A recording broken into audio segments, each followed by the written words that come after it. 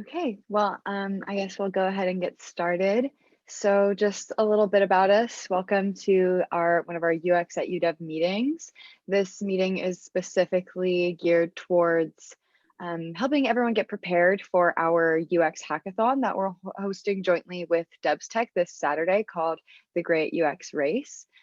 So just a little bit of background on what we're going to be going over. Essentially, this workshop will have to do with UX research and exploring user needs and gathering data, but we will be specifically focusing on some methods that will help in this Saturday's UX hackathon. So some of the more long-term methods we might not be specifically going into, but we can definitely talk about at the end if that's desired.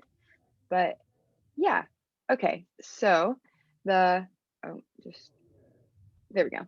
So our workshop agenda for today, we're going to be talking about what is UX research, just cover our basics. Then from there, we'll be talking very briefly about the UX design process. If you came to some of our previous meetings for the UX hackathon, Dayton already talked about this last week, so I'm not going to go into too much detail, but I will be doing a brief recap. Then we'll be talking about the steps of user research, which will be the bulk of this presentation. And then from there, we'll talk about our conclusion and takeaways. So, what is UX research? User experience research is the study of target users to add realistic context and insights to design processes.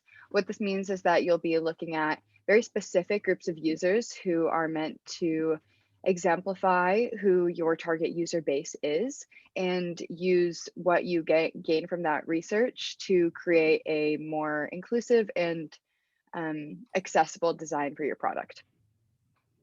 That means that as UX researchers, you're responsible for understanding consumer motivation and behavior, responsible for providing answers to challenging questions about a product's design. And with all this, this means that you'll be creating a user-centered designs, which essentially just means that you are catering to your user rather than to perhaps stakeholders or yourself, because as a designer, it can be easy to start designing for what you believe would be the best approach, but through UX research, it's much easier to stay on a track that actually caters to your users. So in summary, user experience research is the process of understanding user behaviors, needs, and attitudes using different observation and feedback collection methods. So looking at doing a brief recap of the UX design process, I'm sure a lot of you are already familiar with the double diamond model of design thinking. But looking at it just as a brief recap, in the beginning, you usually have a trigger, which is an idea, or you realize that there's something missing from something that you use in your everyday life, or whatever it is that sparks this idea for you.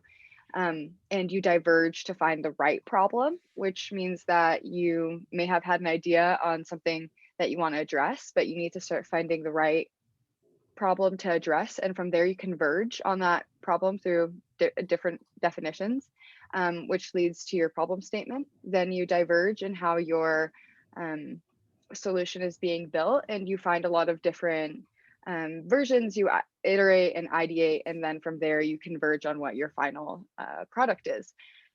For the UX design process, it's important to note that user research should always go in the beginning of your project. It should almost always be your starting point. This helps eliminate issues down the road because you are staying focused on what your users actually need. And it should come first in the process because it can be easy to base certain ideas or designs based on our own experiences. But when you do user research, you're much more likely to find a breadth of ideas, perspectives, and with this kind of method and having user research be one of your starting points, you are much more likely to cater to people with different backgrounds, different accessibility levels, and everything else that essentially differentiates your experiences from someone else's. So this way you are practicing inclusive design much more easily.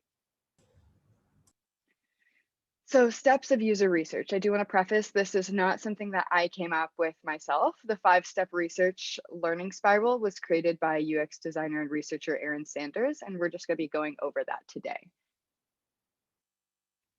So the first step is objectives. What are the knowledge gaps that we need to fill?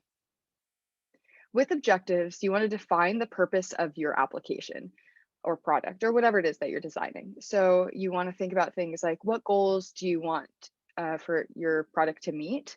Who are you designing for? These kinds of questions are really important because they will ultimately set the scope of your research. Your scope will define what kind of answers you're getting, and it will also define what kind of um, information you can use in your designs later. So this essentially just means you'll want to ask who, what, where, when, why, and how questions. Um, who questions will help you determine prospective audiences for your design work and design demographics. What questions will clarify what people might be doing, and so on. And so you'll use these kinds of questions to get a better understanding of who your audience is and how you can use them for your design. From there, you will want to set hypotheses. Your hypotheses will focus on what do we think we already understand about our users. So your hypotheses will be incredibly important because this will consider your target population and your average user. We'll consider things like, what do we think they need in the product? What accessibility accommodations might they need? And how does your product suit your audience? Your hypothesis is essentially the moment in time when you get to think about all the assumptions you've already made, and then you'll be able to reflect on them later to see if they were correct, if you proved them or disproved them, or if um, you realize that your assumptions were correct or incorrect. Your third step will be looking at your methods. So essentially, based on your time and manpower, what methods should we select for conducting our user research? Obviously, you'll want to pick an appropriate method for achieving your objectives, but this can differentiate largely on what kind of application or product you are designing for. User research methods can include things like user interviews, user testing, surveys, focus groups, etc. But for the purposes of something like a protothon this Saturday, if you are participating in that, you will not have enough time to utilize these methods because these methods often take months, weeks, and you can go back to different user groups, different surveys, and you might need much more resources than that you'll have on a given Saturday for the protothon. So because you won't have time to achieve these or utilize these aforementioned methods, you'll probably want to use things like user flows and personas, which we'll get into in just a moment. So the fourth step, which is conducting your user research, you'll gather data through selected methods. So one of the things that I just mentioned was user flows. And so user flows are incredibly important when you're conducting your initial research because it will help you think about how your user will get from your starting point to the ending point of your product. It'll help you think about things like what obstacles they might encounter, how clear is the intended path, and you'll want to think about things like feedback and forback. Dayton also covered feedback and forback in our last week's meeting, but just as a brief summary, feedback will be things that show the user's actions or decisions and their effects.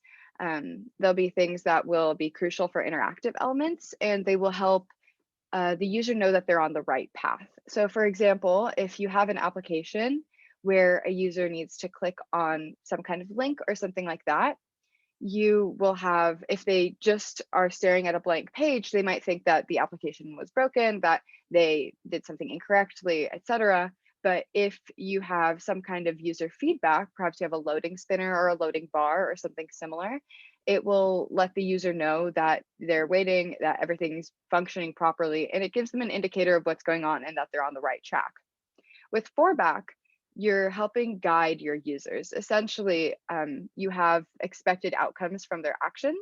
And examples of this can be titles or symbols. So perhaps there's a little house symbol and you click on it and you're expecting that you'll go to the home page. So you are designing in a way that is intuitive and it mimics certain other ideas that other people have had in the past or different other models that other people have utilized. So essentially, your user flow helps you step into the shoes of your user and it helps you think about where they're making decisions and how those decisions will lead them to different parts of your product, your prototype, your application, whatever it is you're using. But it will help them, and it will help you understand what kind of decisions they need to make and what kind of feedback or fallback you want to utilize in your product in order to make that as clear as possible, as well as to understand the different obstacles that they might encounter, as well as what kind of paths they might need to take. Because it's important to remember that when you do user flows and user testing, sometimes your user won't act the way that you might have thought they might. And so this kind of mapping helps show what options are available to your user and what will happen should they utilize one of the options you gave them that you might not have anticipated that they will. So here's a very basic example of a user flow. Essentially, on the left, you see there's a login or a sign up, and then essentially the first thing that happens is a decision. You're asking your user, have you already signed up? If you click yes or no, you're assuming that that will take them to the right um, page that they next need to be led to next. So yes, that's just assuming then that they need to enter in their email address, whatever. With no, you're setting up a free account. So with that, you're already seeing that these are the only two options that you're giving your user. And then you can, from there, start thinking about, okay, what's going to happen should my user pick this option versus another option. This can get pretty complicated when you have lots of pages and lots of different options, but it helps you visualize how your user will make those decisions and where that might lead them. So continuing with that, another one of the ways that you can conduct user research will be through different personas, and it helps you um, essentially step into the shoes of who your target audience is. So a persona creates a specific character that represents your average user.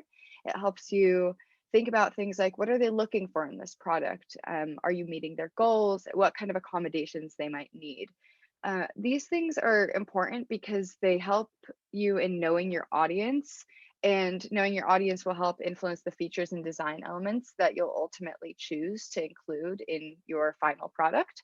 And a persona clarifies various different things, including it helps you answer questions like, who is the ideal customer? What are the current behavioral patterns of your users? And what are the needs and goals of my users?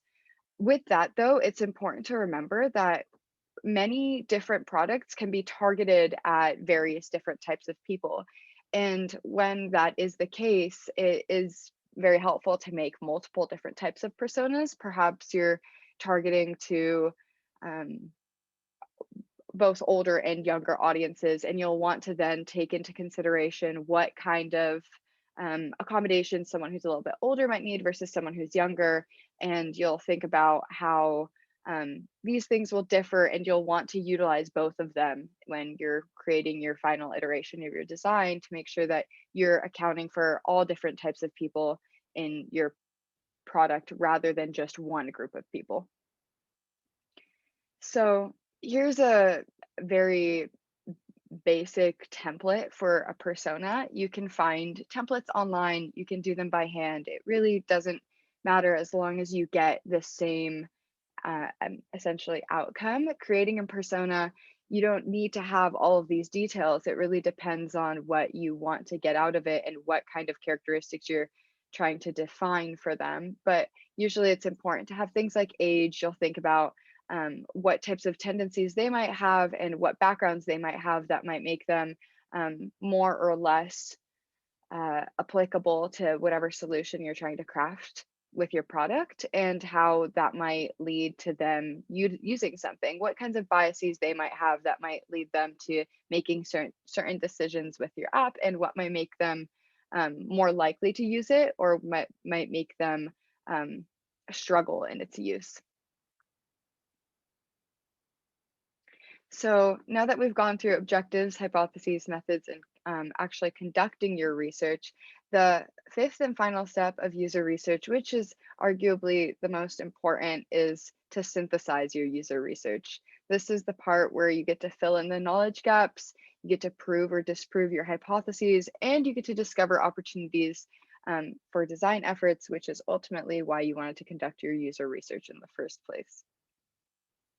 With synthesizing, you might still have unanswered questions, and that's okay because ultimately, when you conduct user research, when you step into the shoes of your user and you think about what kinds of decisions they're making, it's going to be impossible to answer every question you might have about them. But ultimately, you will have gained enough insights on your user base, on your audience, and the different kinds of people who are using your product that you should be able to essentially bridge all of that together and create something that utilizes the information you've already learned. So you'll use what you learned to start designing a product that caters to your target user, and you'll use your user research as something to focus your product design and goals. During this stage, you'll want to ask yourself questions like what am I learning? What am I learning about my users? You'll want to ask yourself questions like, does what I've learned change how we should frame the original research objective? If you realize that something that you learned doesn't line up with your objectives, it's okay to go back and essentially restart the process if your original research objectives didn't help you in either defining your problem or defining your solution. You'll also want to consider whether or not you proved or disproved your hypothesis, and if there's a pattern in the data that suggests that you should make new design considerations. This is, of course, the most important thing because these new design considerations based on your user research will be the things that you'll get to ideate and iterate to create the best possible product.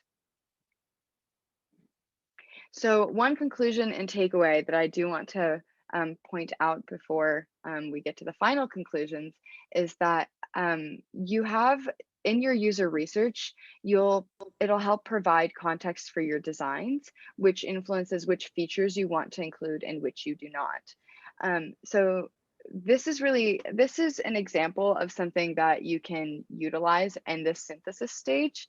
It's called an ideation prioritization, which essentially has two axes, as you can see here. So on the x-axis, you have complexity, which is how feasible is it? And on the y-axis, you have value, how viable and desirable is it? So essentially, you utilize this kind of a chart to look at what different, uh, sorry, spacing on the word. What types of features you want to utilize. So let's say there's something that you personally are a big fan of.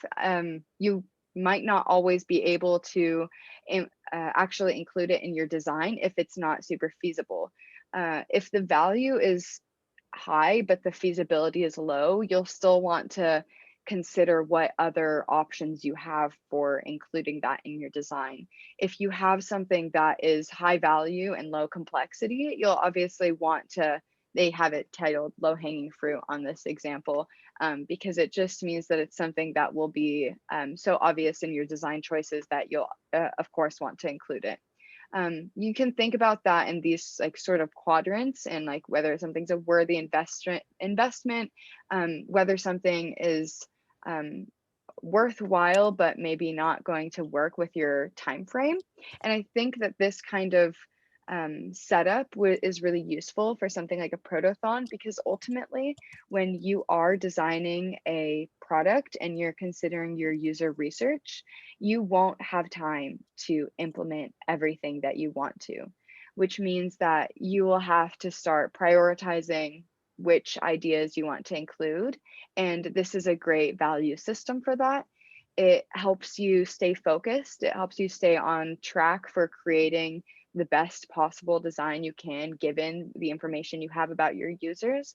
And it helps you stay on a timeline because it's easy to get swept up in different flashy features that might not actually provide as much value as something much simpler.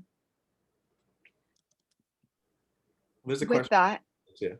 oh, is the question in the chat? I'm sorry, I'm not seeing the chat right now.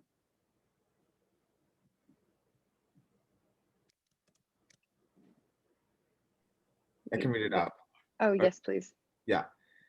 So the question is, do you create the persona based on discussions with the users, or do you look for users based on the persona, which is based on the hypothesis?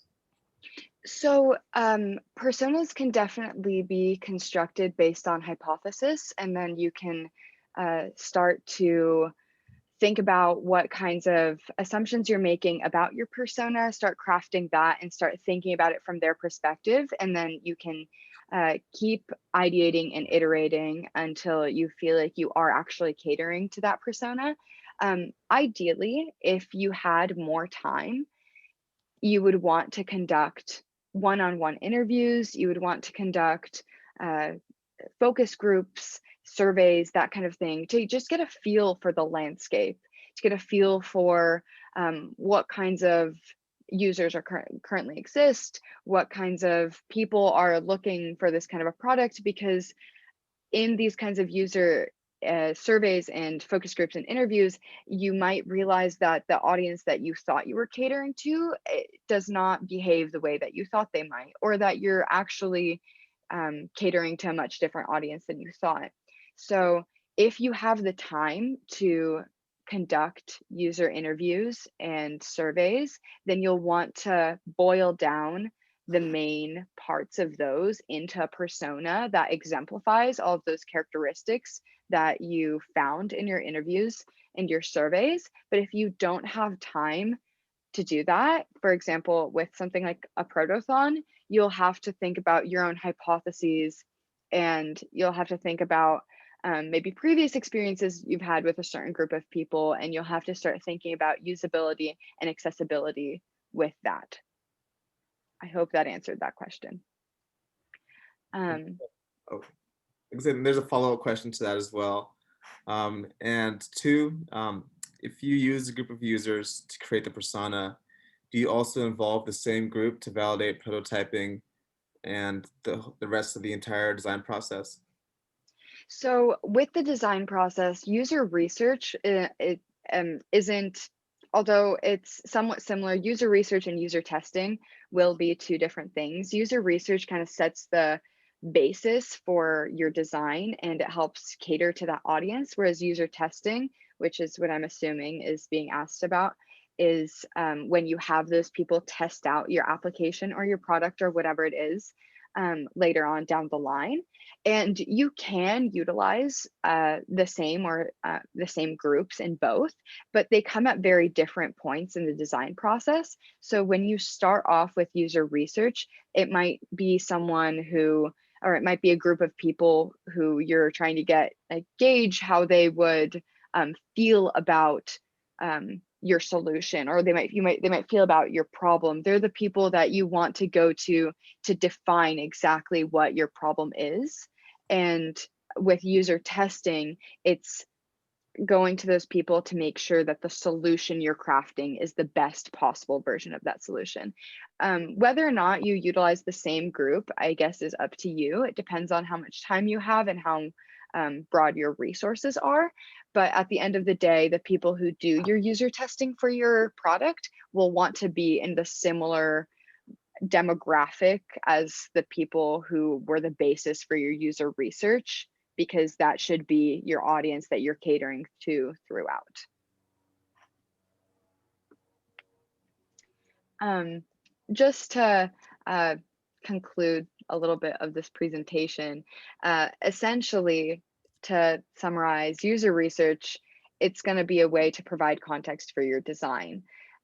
It's crucial for discovering patterns and revealing insights and preferences from the people who use your product, which is why they might be a very functional group of people for your user testing.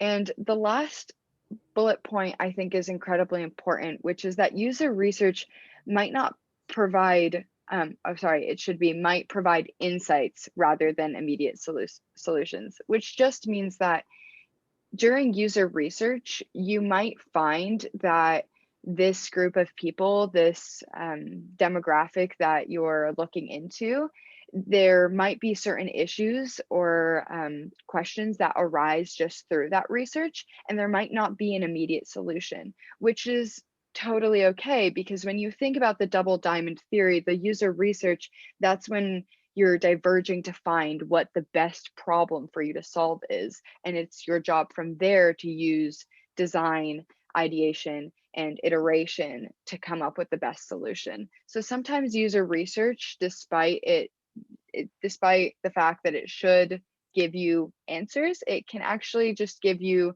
more insights and questions that will help you craft the best answer. Um, and furthermore, user research, the reason this works as well as it does and the reason it's so important is because, like I said, it keeps you from designing for yourself and it maintains user-centered design. Yeah, so this was essentially just an overview of user research and how to gather data, and especially for something like the Protothon, how to do it in a way that works for a time crunch. But if there are more questions, I would love to answer them. I can also go back to any slide if anyone wants me to. Yeah, it looks like there's a question in the chat. It says, how effective are creating user stories? Imagining the situation when the user uses the app. So they can be incredibly useful for getting a sense of user flow and persona and kind of combining those two things and thinking about what kind of decisions your user is going to make. However, it gets a little hard if the only person who is coming up with those user stories is yourself, because like I said in the beginning, part of the importance of user research is getting diverse perspectives and ideas. Um, because ultimately, if the only person that we are comparing this to is ourselves, we will be incredibly limited to our own experiences. So I would say that they're a useful starting point, but if you have more people from the demographic that you're catering towards, it's always better to get multiple perspectives, even if for something like the Protothon, that's just your group mates who you're working with. But if you have outside people who aren't involved in the design process, that's definitely always better.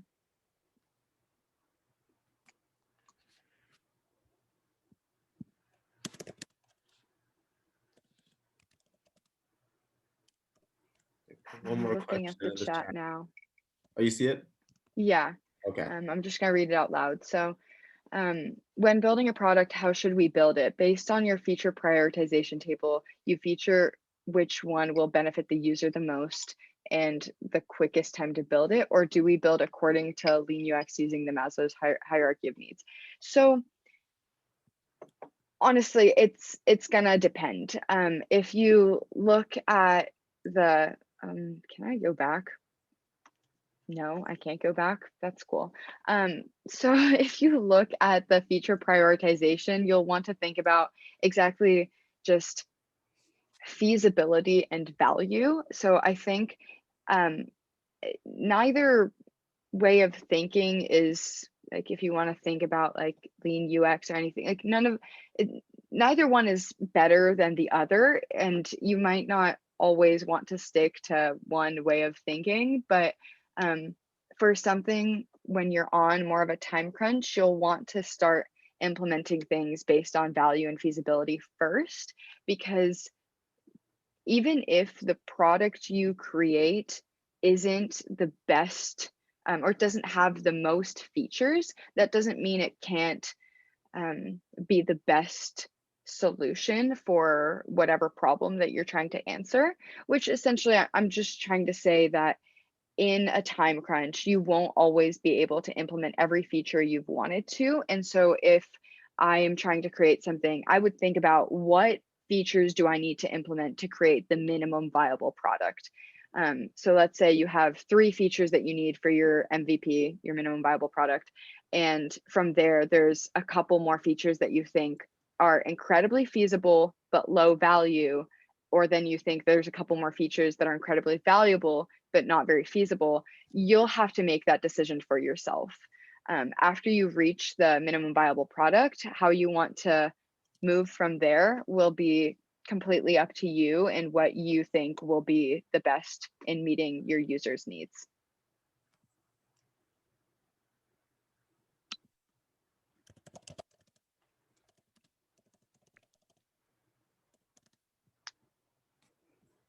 I'm seeing one more question, which is what method would you recommend to get to know better the users that are located in a different country?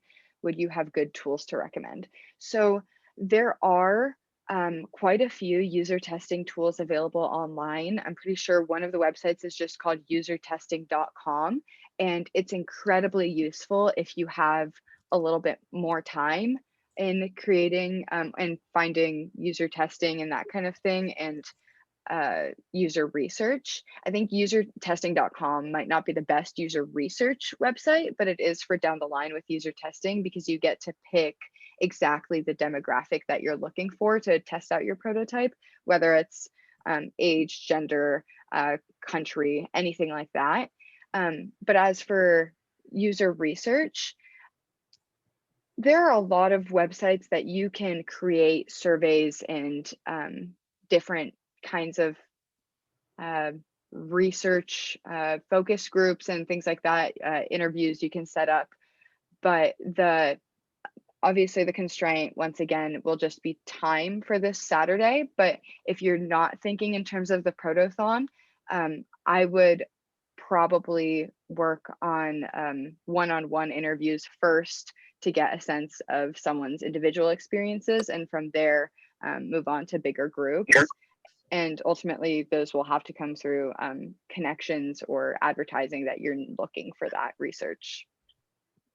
Yeah, that's a great question, Mariana. I think if I were to tackle that, if I was working on a product that the main users were in Brazil, for example, and I didn't have direct access to interviewing people in Brazil, I think I would rely a lot on empirical data. People that don't know what empirical data is, it's just past research that's already been done. So that's something that at the very beginning of UX research, you always want to try to find what's already been done in that particular area. So I would definitely rely on past research if I am personally unable to like go to the place and research myself. Another question in the chat is, doesn't mean that feedbacks dialogue are not valuable because the main importance is that the product at least meet the basic needs of the user.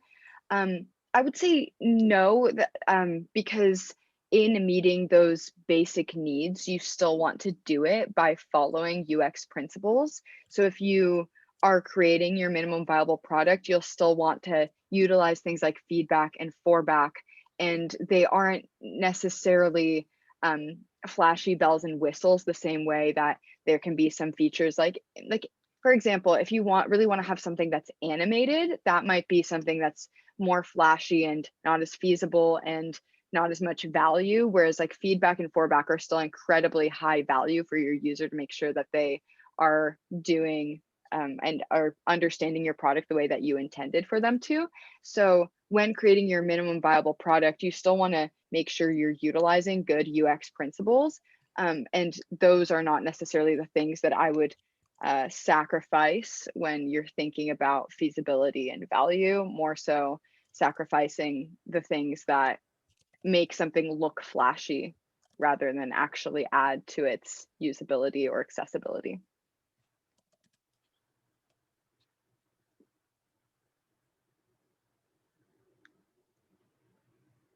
But yeah, I hope I answered everyone's questions. If there are still follow-up questions, I'm more than happy to keep answering them.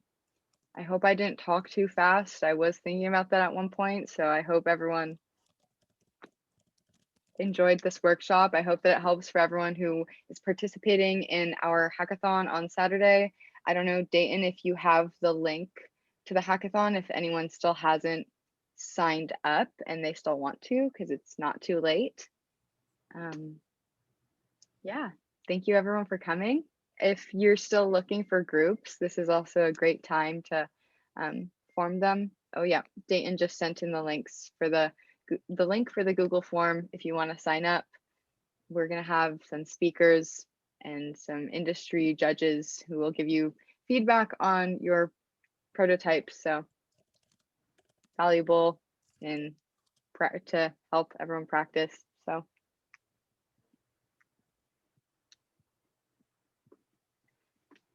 if if there are no more questions, just everyone, thank you for coming, and we can keep the Zoom open if anyone wants to ask anything. If anyone wants to join our UX design Discord server, like Eric just sent in, it's also a great place to form teams if you're still looking for Saturday.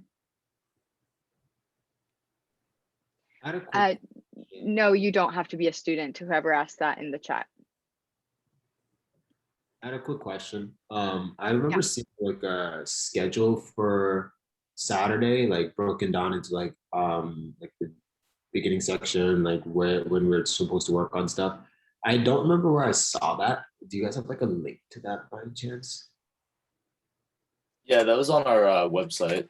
Just sent in the chat.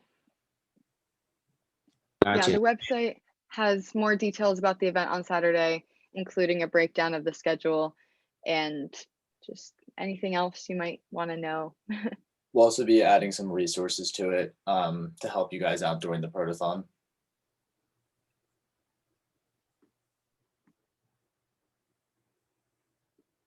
But yeah, thank you everyone for coming. We hope to see you all on Saturday.